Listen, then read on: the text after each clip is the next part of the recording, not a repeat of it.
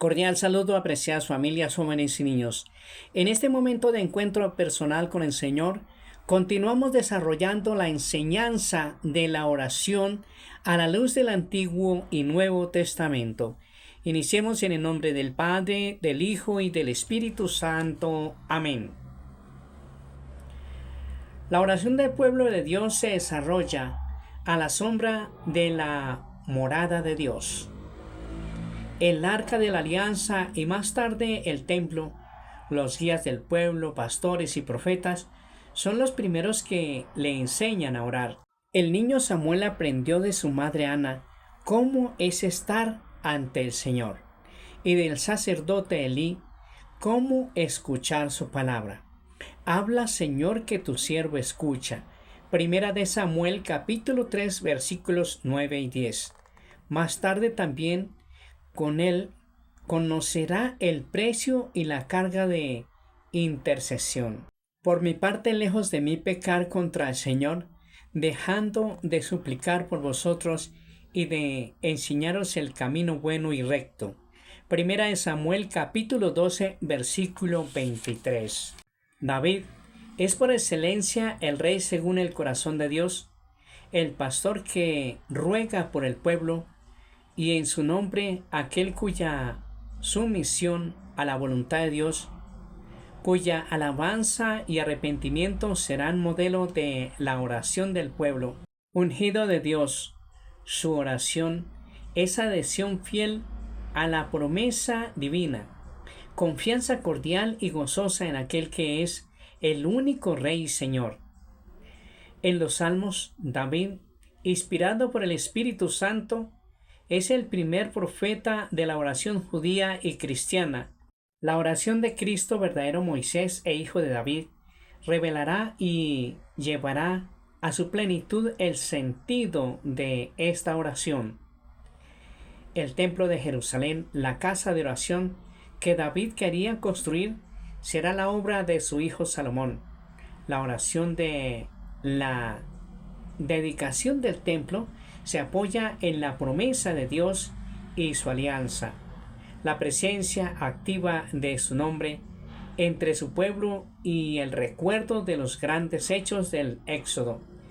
El rey eleva entonces las manos al cielo y ruega al Señor por él, por todo el pueblo, por las generaciones futuras, por el perdón de sus pecados y sus necesidades diarias, para que todas las naciones sepan que Dios es el único Dios y que el corazón de su pueblo le pertenece solo y entero a él. Para el pueblo de Dios, el templo debía ser el lugar donde aprender a orar.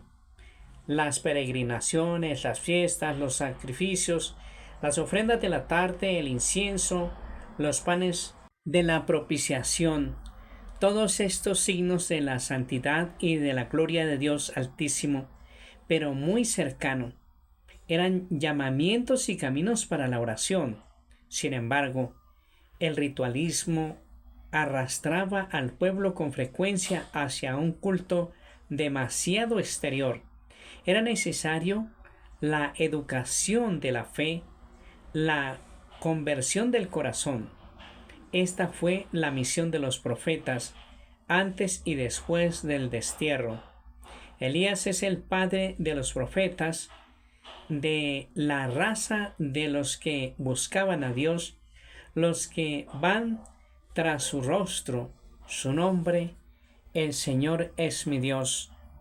Anuncia el grito del pueblo en respuesta a su oración sobre el Monte Carmelo. Santiago nos remite a él para incitarnos a orar. La oración ferviente del justo tiene mucho poder.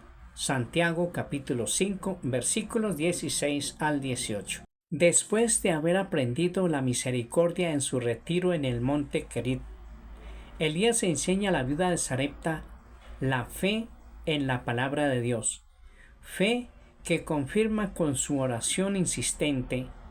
Dios devuelve la vida al hijo de la viuda. En el sacrificio sobre el monte Carmelo, prueba decisiva para la fe del pueblo de Dios. El fuego del Señor es la respuesta a su súplica de que consume el holocausto a la hora de la ofrenda de la tarde. Respóndeme, Señor, respóndeme. Son palabras de Elías que las liturgias oracionales recogen en la epiclesis eucarística. Finalmente, volviendo a andar el camino del desierto hacia el lugar donde Dios, vivo y verdadero, se reveló a su pueblo, Elías se recoge como Moisés en la hendidura de la cueva hasta que pasa la presencia misteriosa de Dios. Pero solamente en el monte de la transfiguración se hará conocer aquel cuyo rostro buscaban. El conocimiento de la gloria de Dios está en el rostro de Cristo crucificado y resucitado. En él, cara a cara con Dios, los profetas extraen luz y fuerza para su misión. Su oración no es una huida del mundo infiel, sino una escucha de la palabra de Dios. Es a veces un debatirse, una queja y siempre una intercesión que espera y prepara la intervención del Dios Salvador, Señor de la historia. Desde David hasta la venida del Mesías, las Sagradas Escrituras contienen textos de oración que atestiguan el sentido profundo de la oración para sí mismo y para los demás. Los salmos fueron reunidos poco a poco en un contenido de 5 libros. Los salmos o alabanzas son la obra maestra de la oración del Antiguo Testamento. Los salmos alimentan y expresan la oración del pueblo de Dios como asamblea con ocasión de las grandes fiestas de Jerusalén y los sábados en las sinagogas. Esta oración es indisolublemente individual y comunitaria, concierne a los que oran y a todos los hombres, brota de la Tierra Santa y de las comunidades en la diáspora, pero abarca a toda la creación. Recuerda los acontecimientos salvadores del pasado y se extiende hasta la consumación de la historia. Hace memoria de las promesas de Dios ya realizadas y espera al Mesías que les dará cumplimiento definitivo. Los salmos usados por Cristo en su oración y que en él encuentran su cumplimiento continúan siendo esenciales en la oración de la Iglesia. El Salterio es el libro en el que la palabra de Dios se convierte en oración del hombre. En los demás libros del Antiguo Testamento, las palabras proclaman las obras de Dios por los hombres y explican su misterio. En el Salterio, las palabras del salmista expresan, proclamándolas ante Dios, las obras divinas de la salvación. El mismo Espíritu inspira la obra de Dios y la respuesta del hombre. Cristo unirá ambas. En él, los salmos no cesan de enseñarnos a orar. Las múltiples experiencias de la oración de los salmos se hacen realidad viva tanto en la liturgia del templo como en el corazón del hombre, tanto si se trata de un himno como de una oración de desamparo o de acción de gracias, de súplica individual o comunitaria, de canto real o de peregrinación o de meditación sapiencial. Los salmos son el espejo de las maravillas de Dios en la historia de su pueblo y en las situaciones humanas vividas por el salmista. Un salmo puede reflejar un acontecimiento pasado, pero es de una sobriedad tal que verdaderamente pueden orar con Él los hombres de toda condición y de todos los tiempos. Hay unos rasgos constantes en el Salmo: la simplicidad y la espontaneidad de la oración, el deseo de Dios mismo a través de su creación y con todo lo que hay de bueno en ella, la situación incómoda del creyente que, en su amor preferente por el Señor, se enfrenta con una multitud de enemigos y de tentaciones, y que, en la espera de lo que hará el Dios fiel, mantiene la certeza del amor de Dios y la entrega a la voluntad divina.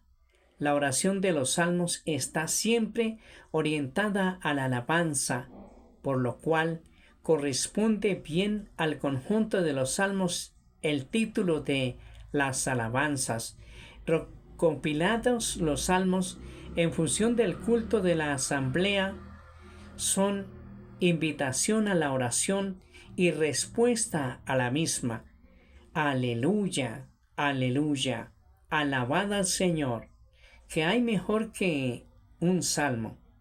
Por eso, David dice muy bien: alabad al Señor, porque es bueno salmodiar a nuestro Dios, alabanza dulce y bella. Y es verdad, porque el salmo es bendición pronunciada por el pueblo, alabanza a Dios por la asamblea, aclamación de todos, palabra dicha por el universo, voz de la iglesia, melodiosa profesión de fe. Para gloria del Padre, del Hijo y del Espíritu Santo, el Señor nos bendiga y nos guarde de todo mal, nos conceda la gracia de vivir en su amor y su paz, y nos guarde para la vida eterna, en el nombre del Padre, del Hijo y del Espíritu Santo. Amén.